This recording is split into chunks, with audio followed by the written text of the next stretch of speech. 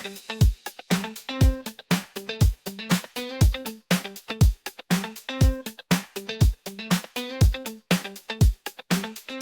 welcome to the 18th season of the Productized podcast. My name is Pedro Ganço, and I'm hosting today's episode. We're diving deep into product challenges and emerging opportunities. Today we have a very special guest, Mike Todasco. Mike is a visiting fellow at the James Silberrod Brown Center for Artificial Intelligence at the San Diego State University and an AI writer and advisor.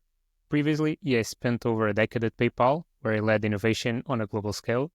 He's a serial innovator with over 100 patents and an inspiring advocate for fostering creativity in teams. And if you're into rhymes, you should definitely check his LinkedIn About section to find his humorous side as well. Today, we'll be discussing Mike's journey through the world of product innovation, how AI is transforming creativity, and lessons he's learned from launching groundbreaking products. Mike, welcome to the show. Pedro, thanks for having me today. I thought you were going to do one of the rhymes. I was hoping to hear you rap it, but that's okay. They could just go to my profile I think and that see. you need to go to the second time we get this interview. And I think it's a great way for people now that are curious. I'll not say the rhyme. People need now to check your LinkedIn profile to see what I'm talking about. That's awesome. So before we dive in, we usually go easy. We have 3 very light questions just to do some ice breaking and get to know you in a different lens. So the questions I have for you is, what is your favorite app or tech product right now? That's a great way to start off. My favorite app that I'm using, my gosh, I have to look at my phone. I'm sorry.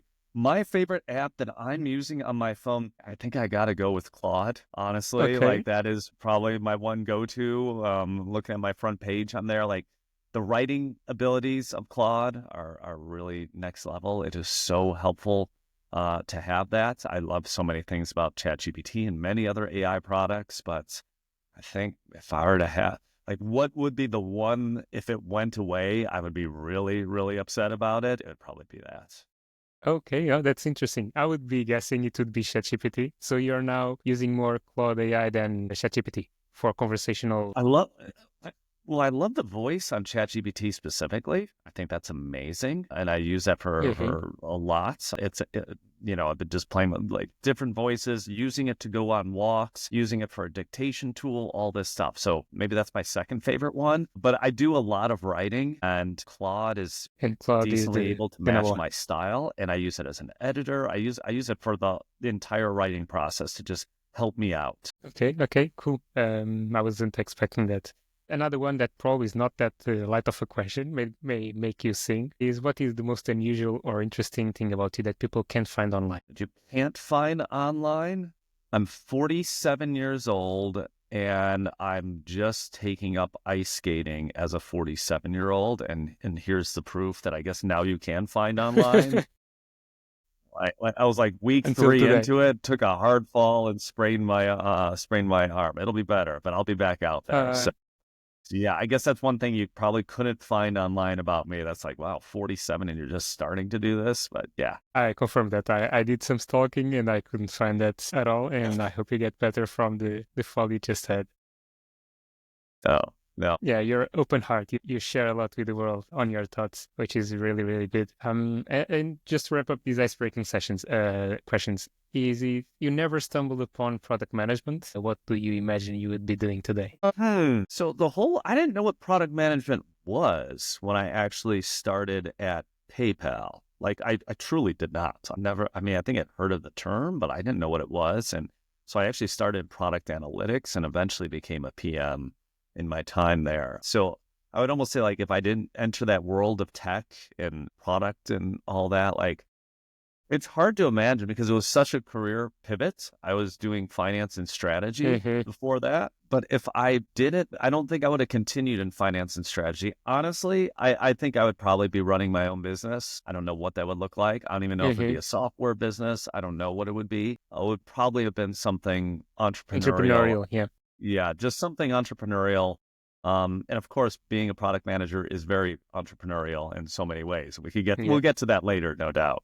Yeah, and that's a very good pivoting point to going a bit into your journey. The first segment of this interview, for people that may not know you yet, because you have a very fascinating career. You started your career on, you were saying, in the finance world, as an accountant, but then you also you've been a founder, you made your own company. You went for PayPal then, a decade as a product person, then director of innovation, and now more recently as a lecturer, an AI advisor. And every single title of this has a story of its own in your life, in your career. And if you have to say what the role better suits you today, how do you see you today? As a product person, it's a more broad question. How do you see yourself today? I'm a curious person. I think that's the honest answer, Pedro. Like I'm not necessarily a good corporate person. I don't know like how to play a lot of politics. I don't know a lot of other things, but I'm always just been curious. I love customers. I love working with customers. I have a soft spot in my heart for small businesses and things like that. And so I think I've always just been drawn to new and different challenges in my life. And so, yeah, finance and accounting is very different than strategy, which is very different than product, which became innovation. And now doing university stuff, I'm, constantly discovering and find that, in most jobs that I have, I just get bored after a little while. And, it's always interesting to have a new challenge. Like my job at innovation at PayPal was 6 years in the same job. I've never done that before. And that's probably the one rare job in the world I could ever see that I could have possibly lasted that long. So, 5 years from now, what am I going to be doing? Am I still going to be doing the university stuff I'm doing now? No. Hope it's San Diego State who's watching this right now and my boss and all that. But no one but I is think they listening. know that about me and so forth. Yeah. Maybe I do it part-time. I love to work with students. I do love to do all that, but my life's going to have different phases. I'll probably be doing more writing and things like that. So, I've already started to be much more active in different styles and types of writing. I see myself being much more active writer maybe in 5 years. And what has inspired you in that transition to tech? You came from an accountant in finance world. What led you to this pivoting? I've always been super interested in technology. I just always, I was never a technologist, but I love technology. So about 21 years ago, so 2003, my wife and I, we got married. We had our first house. And one of the things we bought, because we had a big yard, is I bought a robotic lawnmower. And it's funny, in 2003, I was like, oh, well, everyone's going to have a robot mowing their lawn in 20 years. And today, people are like, what? That existed 20 years ago? It did. It was really hard to work with, and I had to manipulate and do a lot of things to actually get it to work. But I've just always been really interested in where that is going to take us. And I think that's one of the reasons why I'm so excited about AI is I just see this being a huge shift in product and business and our personal lives and everything that we do. For the first time with these technologies, at least in my lifetime, you really don't have to be an engineer to grasp it and to be able to manipulate it and to do it. And that's why it's really excited me. So I think I've just always been interested in how technology can fix our problems, can make our lives better, and so forth. So that's always what I've been drawn to. That's an immense potential. You not being in the need of being the tech specialist and still being able to do a lot of stuff with AI. And that's massive. And in your journey, you also been a founder of Sketch Maven, a very, very fun project that you had, solving a real problem. Do you want to expand a little bit on that? Because I really love the idea. Absolutely. So first thing I would recommend is never let a good idea go to waste. So anybody who's listening to this and watching this, don't let a good idea go away. I have note files that I have backed up on my phone of hundreds of book ideas, movies ideas, business ideas, whatever. Whenever I have an idea for something, just write it down. And back when I was a kid, I was even doing this. And I remember one time being at a comic book convention because I love collecting comic books. And they had a piece of original artwork from a comic that I really liked. And I just remember it was $150 at the time. And I didn't have $150. A regular comic back in those days would cost $1. So the artwork to the original cover, which only one exists in the world, was a lot more than that. And of course it was. Well, fast forward to me being an adult, I remembered that. And I was like, I should go find that. I'm going to go on eBay and find that cover. Well, here was the problem. You can't find that on eBay. When there's only one of something that exists in the entire world, it's really darn hard to find that thing. And so and this is true for a lot of things with a lot of different collectibles, especially in 2008, 2009, when I was starting this. Sites like eBay it was just very general. It didn't serve specific collector communities really well. And so my first thesis was a company called Sketch Maven, and I owned like Shoe Maven and Comic Maven and all these other kind of, like it was building off this brand. It was going to expand into other underserved collectible markets. But the one that I thought would work really well was this original comic art, because the problem that we're solving was there are comic books that have been read by millions of people, but only one of each of those original pages, because they used to draw all of these pages by hand. Now it's digital, so there isn't really a page behind it. Only one exists. And there's millions of those pages. So if you want to find a page, how do you do that? Like eBay doesn't work for that. And so it was really a two-sided marketplace where you could say, hey, I own this. Hey, I want to buy this. Like if anybody in the world has this, and so forth for that. And that was what I built out. It was an amazing ride. It was cool working with artists, collectors, and doing all this stuff. I also had no idea what I was doing. The site was getting hacked. The site was like I didn't even have, in the beginning of the website, I don't even think I had secure checkout. This is before Stripe that we're doing this. So like literally, like you would buy something and like your credit card was just going into the ether there as part of doing this. I learned those things pretty quickly as part of it. But yeah, I mean, it was an amazing experience. It never got to where I wanted to be. PayPal came calling about 2 years later. I had my first kid. And I'm like, okay, I probably need a real job instead of one that just has money going out the door. And that's what, that was Sketchmap. Look, I will say to anybody, starting your own business is an amazing experience. Amazing. I learned so much more in those 2 years than probably any other 2-year period in my life. You learn how to do product. You learn how to work with engineers. And again, I'm somebody who's coming from the paper industry before this. So like I was doing accounting and finance and strategy in the paper industry of all things. It was quite an introduction into technology and, really set me up for success for where I was able to go after. That's amazing. And I was even about to ask you exactly that. Where do you felt you learned more? Building that own startup of yours or working for PayPal? You just said it. You just said that you would learn more in a startup building your own stuff than joining just a company. Why do you feel is that? Is because the rate of failure? Because you need to really fail really fast and a lot because you need to learn a lot? Yeah.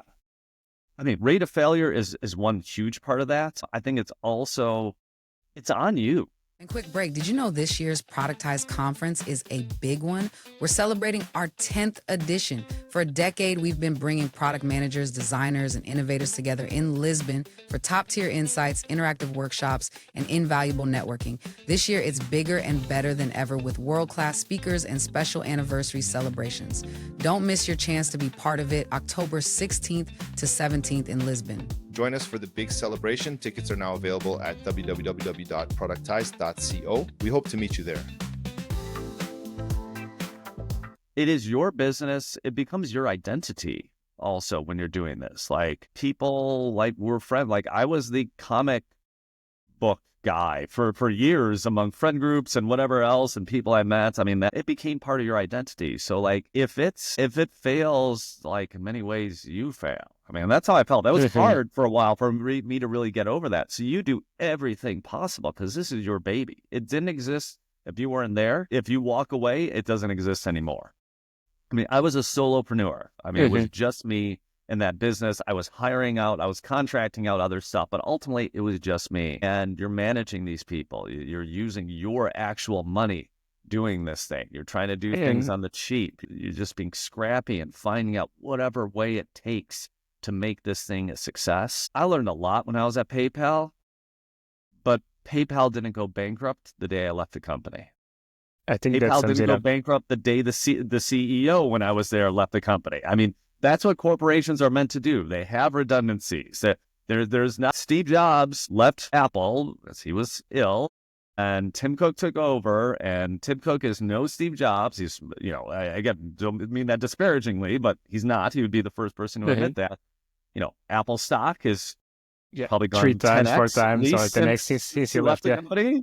Like, I mean, so like what the premier technologists of the world, like even Elon Musk, I mean, whoever the equivalent is today, if he leads Tesla, is Tesla still going to survive? Yeah. Tesla's going to be fine.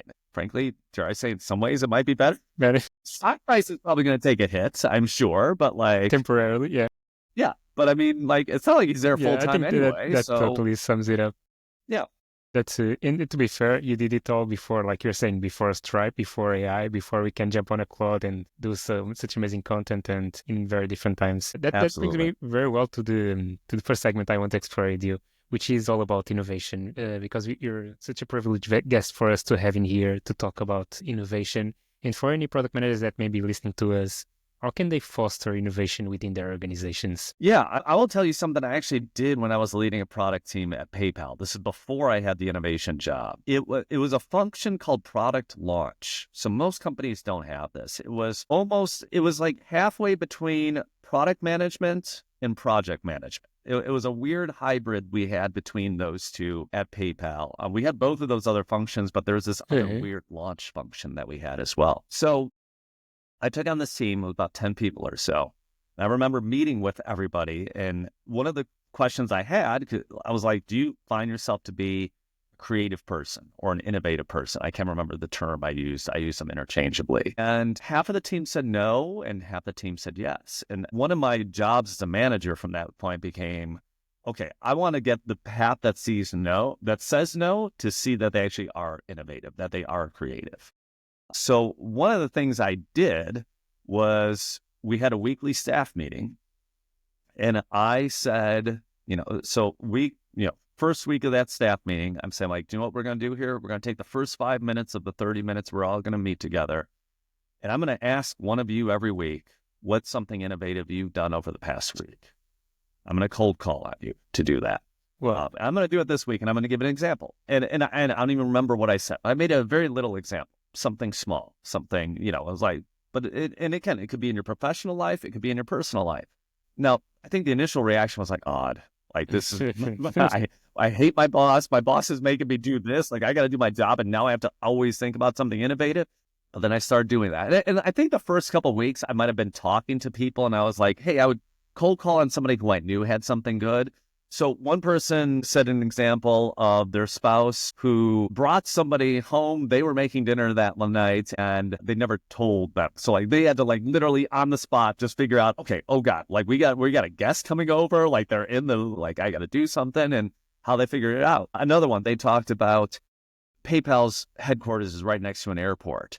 And they talked about how they actually cut through the airport to get to work that day. And I was like, what? Like you actually went through the airport to get here? Like we're separate. He's like, yeah. Like this is what I did. And like another one talked about how an engineer wasn't showing up for meetings, and they needed this engineer there. How do they solve that problem? You could have went to their manager, whatever, found out that this engineer liked a certain type of donuts. Basically bought those, expensed those, but I'm like, yeah, of course you could just expense donuts if you need this to happen. Brought them in, put that in the headline of their meeting invites, resent the invite out, and lo and behold, that engineer started showing up to the meetings. And again, so like this is 10 years later. This is innovation. This is innovation. And just week after week after week, just hearing these things. And hearing these other people on your team do that, like these little things help you think of like, oh yeah, I'm innovative, I'm creative. And once you believe that you are, like you see it, like biologically, we are an innovative species. We just are. That is how we got to where we are at as a society today. It all came from human innovation, human ingenuity, and creating and building stuff. And I think it just comes to how do you unlock that in your team? So like, if you're a product manager, you have a team or even your team of engineers, whatever, and you want them to be more innovative, that's it. You have them look at the little things, have them identify that. And then we could talk about more steps you could do. But like, to me, that's step one right there. Just have them realize the innovation that they have within themselves is the very first thing to do. I love remove the limiting beliefs all the way. And think that innovation is everywhere. That really reminds me of Elon Musk going into Twitter. What have you done today? What have you done this week? Because he wants us to focus on productivity. That's amazing that you did exactly the same thing way before, like saying what did you did innovative this week. And it can be much beyond tech. I love it. Absolutely. And I think you don't want to just limit it to their job. You want people to think about this in all aspects of their life. I think that is an important thing, because when they're thinking about how I'm innovative at home, when they're driving to work, when they're on vacation, and again, they don't have to be thinking about work. They just have to be thinking about, oh yeah, I'm an innovator. I always come up with different solutions. I always come up with great questions to ask or whatever. When that becomes part of a person's identity, they're going to bring that into the workplace. Okay, that's amazing. You put the baseline for everyone in the team to be innovative in this team. And then beyond that, do you have any kind of frameworks or kind of processes that you like to implement in companies to become innovative? Or do you think this one step that you shared is enough to cascade innovation? Yeah, what I shared is step one. What I would say is step two, and this is something anybody can access. I used to actually teach this at PayPal. Yeah. Back 10 plus years ago, Adobe actually open sourced something that they have called Kickbox. Kick, as in kicking something, and box as in a box. And anybody can go today even to kickbox.org, and you could download all the materials. This was something Adobe had internally, where anybody who had an idea within the company at any time could basically just go and claim one of these boxes. And then they could work on it in their spare time and be innovative and so forth. I took that, tweaked that, so it wasn't available to all employees within PayPal. You had to have kind of a team sponsor. But if the team sponsored it, then I would come in, I would teach that, I would work with them. And the whole concept is, it's a lot of customer discovery. A lot of that. It starts with that you literally have a bad idea notebook, where you just, one of the things we already talked about, you start writing down all of the ideas that you potentially have. And then, you find one that resonates, and then you start talking to customers about that idea and start talking to customers more specifically about what problems that they're having. And you just kind of keep iterating and iterating and iterating. And at some point, at least at PayPal, we would then have the group present to a panel of VPs and other judges and kind of friends of mine who are doing me a favor at PayPal. And some of those would actually see an idea and be like, oh my God, we need to do that. And they would actually implement that. So they'd say okay, can we bring that into the team? Let's talk more about that. So there would be that. And other times people would come up with an idea. It's one person I remember, his idea was he wanted to make a tabletop game, literally a Dungeons and Dragons type tabletop. I know nothing about gaming, as you could probably tell here, but that type of a tabletop game. And I remember him saying hey, is it okay? I'm like, yes, it's okay. Because what does that have to do with PayPal? Nothing. Absolutely nothing. But again, it's teaching him how to be innovative about something that he's really passionate about. And that was one of the rules that we had in there. It was it doesn't matter. You can innovate on absolutely anything that you want with this Kickbox if you're part of the program. And I think that was actually important. And look, most people do work projects, but if somebody wants to do something outside of it, it's still going to just teach them the skills to be more innovative. So again, they get to bring that back into their job later. Okay, that completely ruins probably my next question, because I was thinking about asking. I'll bring it on. I was about to ask you what are the most common mistakes you see people making when trying to innovate, but not that you bring this gaming into equation. Do you feel that there's no mistakes because you don't know what to expect? Or do you feel, no, I actually see some mistakes and are things people shouldn't do to innovate? No, I think it's a great question. And I think one common mistake is frankly, you have one side of your brain that's basically telling you, hey, I got all these amazing, crazy ideas. And the other side that's kind of God, that's going to be so hard to do. How are you going to implement that? You're never going to get funding. That's such a pain in the butt to do that, whatever it might be. Getting this side of the brain under control is letting this side of the brain that's putting filters on you run free. That's one of the biggest problems with innovation, at least in the early stages. In the beginning, you really need to be open. You need to think about crazy ideas. We used to host brainstorming sessions at PayPal, and sometimes I would actually give out an award for somebody who came up with the dumbest idea in the session, as a way to just encourage that, as a way to just throw things out there and to have people do that. And I would throw out dumb ideas myself to just make sure that everybody knows, hey, it's a safe space. Yes. Yeah. Remove all the judgmental part of it. Yeah.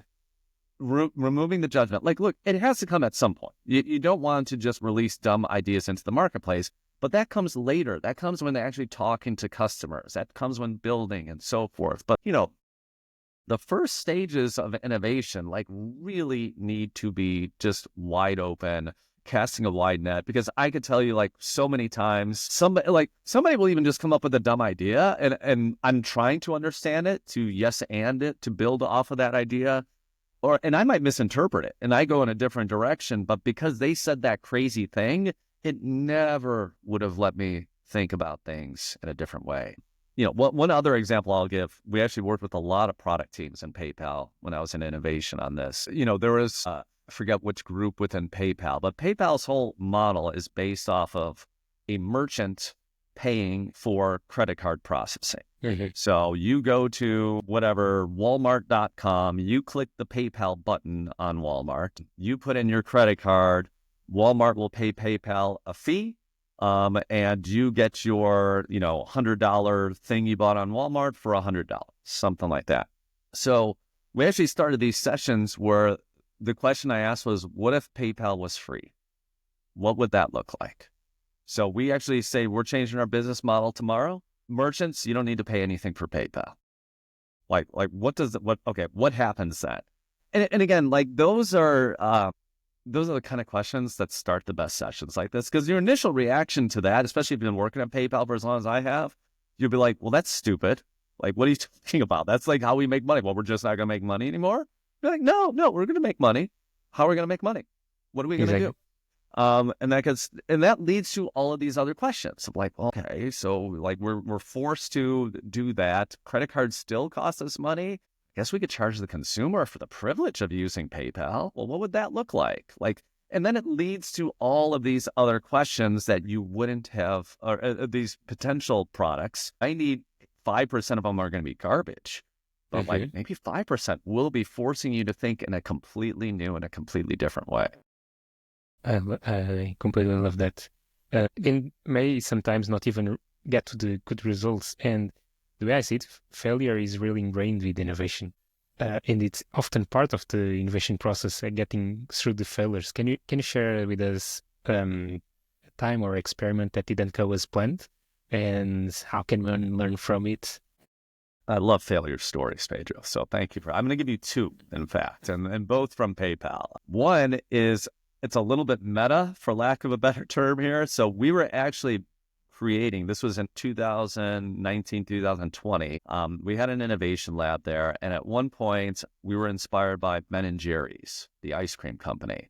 One of the things they have at Ben & Jerry's headquarters is a graveyard for all of the ice cream flavors that no longer exist. So you see that there, you could go online, you could see pictures. It's all these flavors and what years they existed. It's a flavor failure graveyard, basically.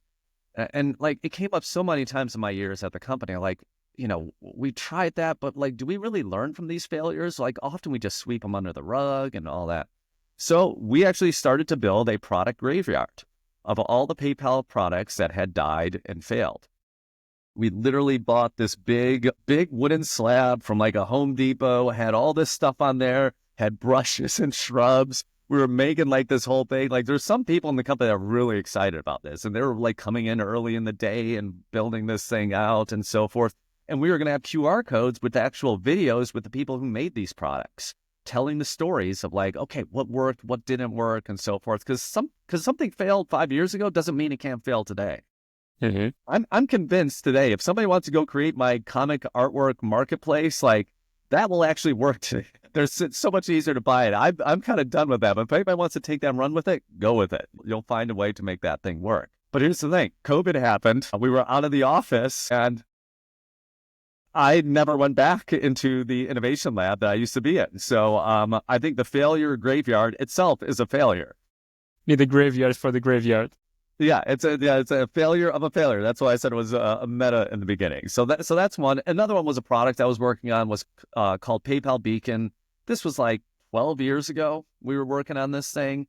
It was a piece of hardware. So a little piece of hardware, no bigger than a pen. You would walk into a store. It would communicate via Bluetooth 4.0, which was a new standard at the time, with somebody's device. And these two could passively talk to each other, which enabled things like hands-free payments. Like you literally don't even need to touch your phone. You walk into the store, you're within vicinity of this sensor, and you could pay hands-free. Very cool technology. This is how I got like my first patents and so forth were all related to it. And my role on the team is working on this. I loved it. I was so excited about it.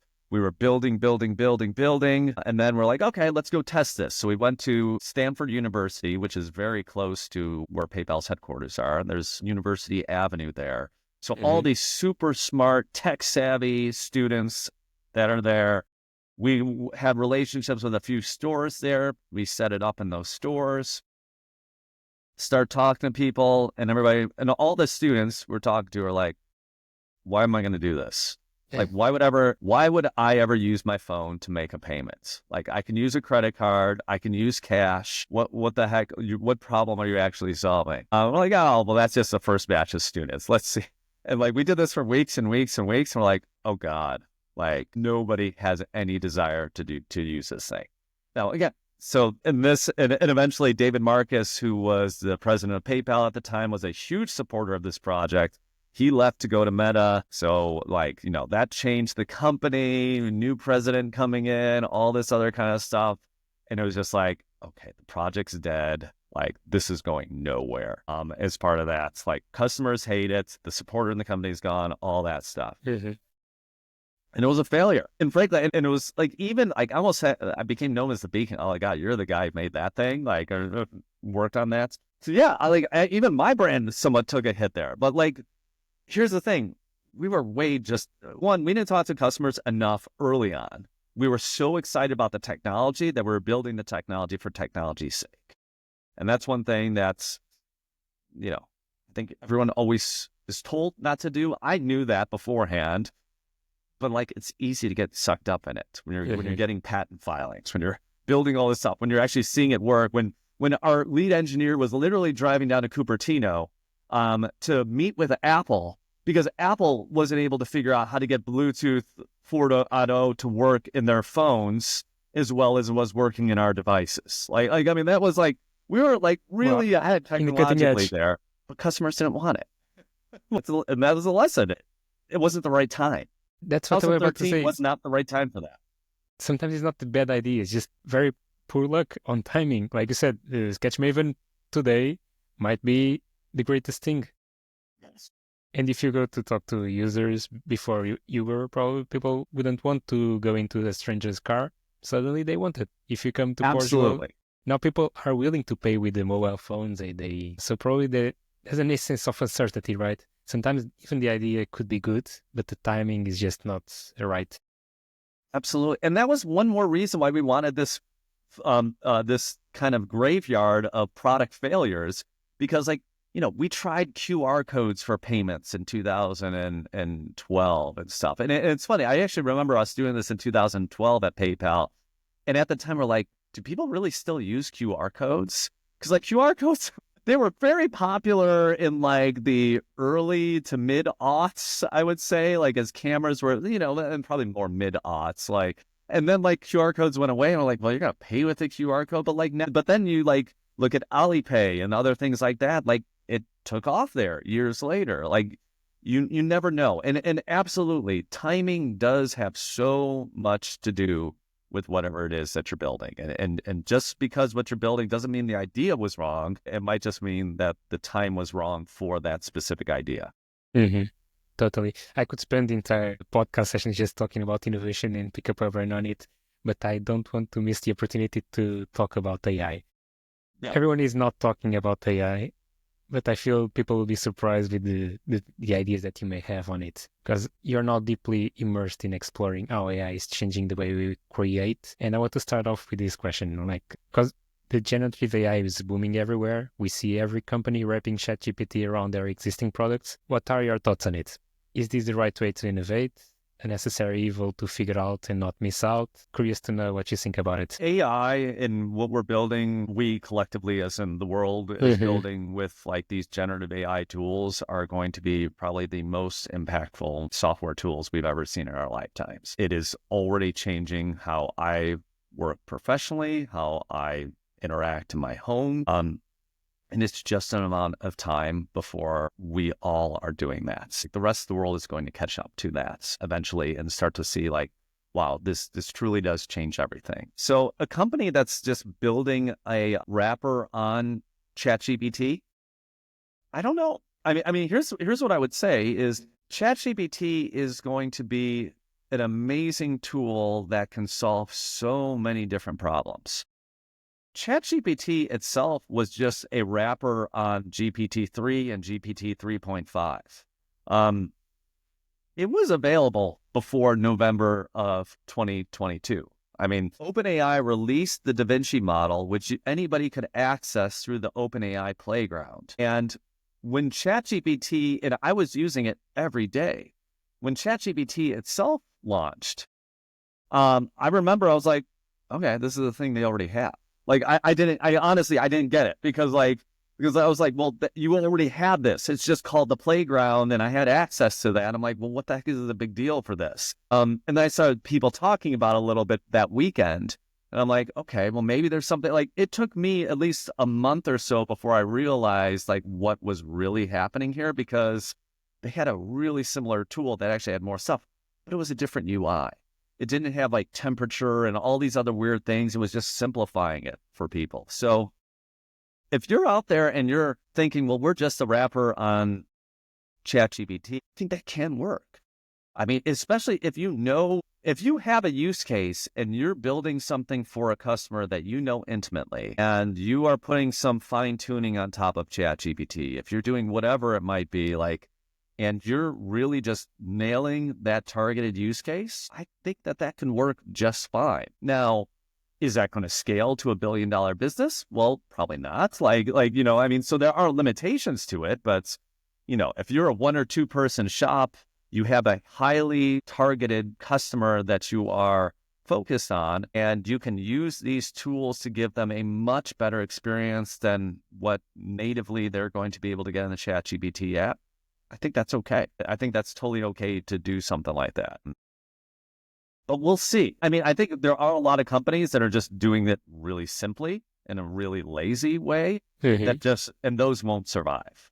But I think if you know your customer, take whatever niche of customer you want. OpenAI is not going to be focused on that. They're not going to be focused on serving that customer in any way. They're like very broad. They're what, like 1,500 people now? Like something like that in the entire company, they're not going to be hyper focused on this. Maybe when we get to the point of AGI, if that ever comes, like then it could. But for the most part, like, yeah, I'd say go out and make those wrappers and just see what works. And figure it out, because if you focus on still your customers' problems that you're solving, it's just a way to enhance your current solutions. So probably a way to go until you figure it out. Okay. And the other thing is, like, one of the great things is, like, we have so many competing models today, and different models do things better. Like I guess in my personal opinion, Claude Sonnet 3.5 is a much better writer in most ways than ChatGPT is. So, like, maybe there's a way to use different types of your wrapper over different models, and for these types of projects, you're grabbing that model. For those, you're grabbing that other one. That's something ChatGPT will never do. They're never going to be integrating Claude for certain things or whatever it might be. And, you might be able to be more cost effective. You might be able to just build a better product, whatever it might be. For sure, it will definitely change the way we do things. That's the power of new technology. It always comes with a disruption, but it also comes with fear and uncertainty. So now I want to ask you, where do you stand on a scale from 1 to 10? Being 1, let's regulate it, let's figure it out first. And 10 being the Wild West of like, just embrace and see what it goes, and then we focus more on the ethical and philosophical questions. Where do you stand? Look, I think this needs to be regulated. I don't know how much more regulation we need. I think for certain things, like in the U.S. in particular, we need more legal clarity on things like copyright law that has not been updated for this. In a country like Japan, they basically have said, if it's out there in the open web, you want to train a large language model, it's yours to have. And that's it. Like, there's no compensation, no nothing. I mean, that's effectively how it works in Japan. I don't think that's how it's going to work in the United States. I think we're going to get somewhere around that. I think already these models have filters on them. There is red teaming on them. I'm pretty sure if you're using ChatGPT or any of these models in Germany, it's going to be very hard to generate Nazi propaganda in those models because that's illegal. And believe me, like Twitter and Facebook and all these have figured out how to do that in Germany, where it is illegal to distribute that type of information. They figure that out real quick. Even eBay had to figure that out because that's legal in the United States to sell World War II Nazi propaganda. I don't know, Lexac, that's legal in the United States. That ain't legal in Germany to do that. And this is something in eBay and other sites like that. Like everyone has figured that out. So I think there's a lot to be done within the local laws that I think a lot has already been done for the local laws that already exist. The next level for us for the theoretical, I don't know how much more we really need to do with that. There is a question on open sourcing for open source materials. Like if Meta is then allowing this or their Llama model, well, I guess you could point to Meta as the creator of Llama. So they would ultimately be responsible. But something that's more communal, open source, how does that work? That's a little bit tougher for me. But yeah, so to answer your question, Pedro, scale 1 to 10, I'm probably a 6 on that. I think most of our current laws are going to suffice for AI, and there's probably a few other things that we need to do, but I would never, I'm definitely not in the stop everything camp. Okay. Yeah, you are in the positive lens of this will bring much more opportunities rather than challenges. Most technologies we've had in our lifetime, with some exceptions, have given more positive to the world than negative. Things developed for, it always go like Alfred Nobel and he created dynamites, which was meant for mining and all this other stuff. And then all of a sudden, it expands and being used for war and all this other stuff. Hence the creation of the Nobel Prize and all this is, the story that I'm sure most people know. Yeah. But at the same time, fire kills, electricity kills, internet spreads hate. And yeah, but overall, when you look at these big technology changes, overall it's positive. I think the internet is a net positive. I think that social networks are a net positive, although, I think AI will absolutely be a net positive as well. That does not mean there's downsides. There are plenty of downsides to it. But the question is it more good than bad? Are we better as a society or are we worse as a society to have it? And I'm definitely in the better camp. We have a ton of tools like ChatGPT, Cloud AI, Midjourney. Where do you see these going? What are the opportunities? Is just on content creation because AI is really, really good at it now? What other opportunities do you foresee? AI changing products, changing services? I see, Midjourney is great just for iteration, for ideation, to be able to share with the designer, hey, this is kind of what I'm thinking. I'm thinking this sort of style, this whatever it might be. It's a great step one for that.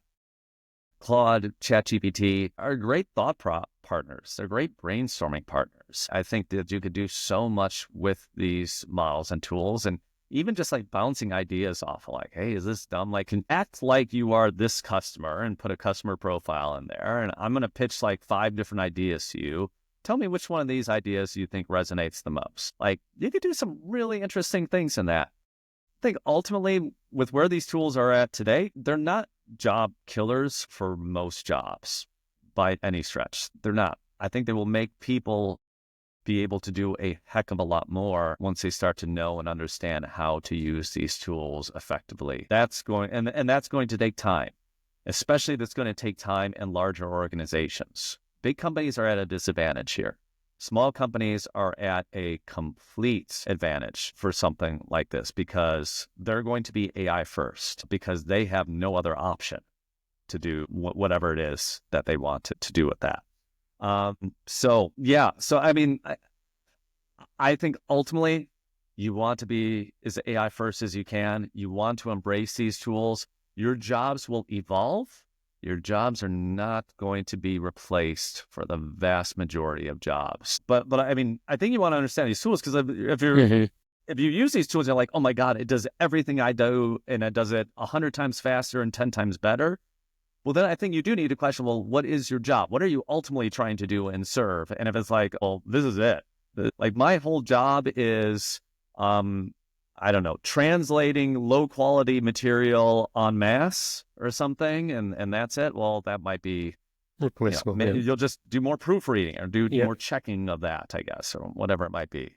And linking now to the audience that is listening to us, mostly junior and senior product managers, the roles are going to evolve, like you are saying. And putting AI into it, how do you see the role changing? It's just the discovery that will be speeded up because you can do so much more brainstorming, like you're saying. Other things in product management, how do you see the role evolve with AI? But think about, so it's going to help you talk to your designers, because I think you're going to be able to, assuming you don't have the design skills, which I never had, you're going to be able to sketch things out using Midjourney or Flux or any of these image type generators to kind of get to the vision of like, hey, I'm thinking something like this. Like, can you take the font of this, the design of this, and kind of put it all together into one versus just like, explaining stuff at a higher level, or even just like rapid iteration to showing things to customers. Like, my gosh, you can literally be sitting with a customer potentially with these tools with a little bit of fine tuning and just like spinning up some pretty quick, robust paper prototypes, let's just say, and showing them on an ongoing basis. I think even it's going to enable you to do some coding. I'm not an engineer, and over the summer I was developing video games that would related to the articles about AI that I was writing. So I was writing about a bunch of AI movies, and I'm like, hey, wouldn't it be fun if I actually developed video games for each of these movies that I'm watching? Amazing. And that I could tell a story. So I have a 2001, a Blade Runner game, and all these other kind of things. Real simple stuff, but I was never able to do that before. And so I think it'll help them talking with the engineers and working with the engineers on their teams as well. Like to say like, hey, I spun this out. I know it ain't good, but I use Cursor or something like that, to build this out, and blah, there it is. Or, and I think that that's a really interesting way to just communicate more effectively with your engineers. And you obviously see with this trend customers, they already already gave happening? sorry, say again? Sorry to bump on the conversation, but do you see this trend already happening in the Silicon Valley? Like going for smaller teams, people don't need as much bigger teams to develop things and test it out. Do you see these already happening? Smaller teams? I see it happening in startups. I'm not as close to larger companies as I used to be. So I don't know if it's happening as much in big companies. There are a hell of a lot more 1-2 person startups that are raising money, and it's like, are you going to hire an engineer? No, we're good. We don't need an engineer right now. We're just going to like there is a lot more of that I'm seeing 100%. I think in companies, I don't know if they have truly made that pivot versus kind of getting stuck in their old ways of doing things. But I do see things like, look, the backlog on a roadmap, like these things should be coming down. Like all those things that you keep putting off year after year on your product roadmap, like this stuff should start to come in because your engineers should become more efficient. Your communications across teams should be able to be more efficient. Like, this is a golden era we're entering for product managers, I really believe. And it is going to allow, you get your teams embracing these tools, you're going to be able to do so much more. Do you feel tempted to go back to early entrepreneurial things like Sketch Maven, maybe launch a different startup Maven for you to explore, now powered with AI, powered with Stripe and all the things you didn't have before? Pedro, absolutely. I mean, like, I don't think I'm going to anytime soon. I'm really enjoying my life right now. But like that said, like these tools are just getting so darn good that it is not hard to spin something out right now and build that and start actually making money from that. I'm enjoying other stuff I'm doing, but like, to start a company, it basically needs to keep you up at night. It needs to, you need to be kept up at night and be like, oh my God, why does this not exist in the world? Why can't they just do this? I'm not to that point with anything yet, but I think the second I am, I'm just go for it. Yeah. And I think anybody out there should as well. Like, even if you have a job, just work on it nights and weekends. I'm sure you can work on a project nights and weekends today and probably get more done than you could have working on this thing full time 2 years ago by using AI tools and, emerging AI agents that are coming out as well. Mike, this has been such a fun and insightful conversation. Your journey and expertise is amazing. I really enjoyed having this conversation with you and how you can leverage AI. So much to think for us to think about. But before we just wrap up, I just have now two other questions, which is, do you have any upcoming projects or initiatives you're involved with that you'd like to share? For your audience, what I would say is I'm always just thinking about new stuff in the world of AI. Like, I think just follow me on LinkedIn, just Todasco. I'm on there. I have a newsletter. I put out a bunch of stuff in very normal terms about AI. And it's being an ex-product manager, it is very close to the product world. And I try and explain in very normal terms. So usually it's related to that as most of my upcoming stuff. And what is the best way for people to find these? Only on LinkedIn? Yeah, LinkedIn, Todasco. I'm on Blue Sky. It's like Todasco, my last name on most socials, but LinkedIn is the one I'm most at. Okay, so people don't miss out on that. And go check the rhyme that we started this podcast. Links, yeah, at the very least, go to my LinkedIn page for that. Thank you for that, Pedro. And it was not AI generated, so it's really Todasco brand on it.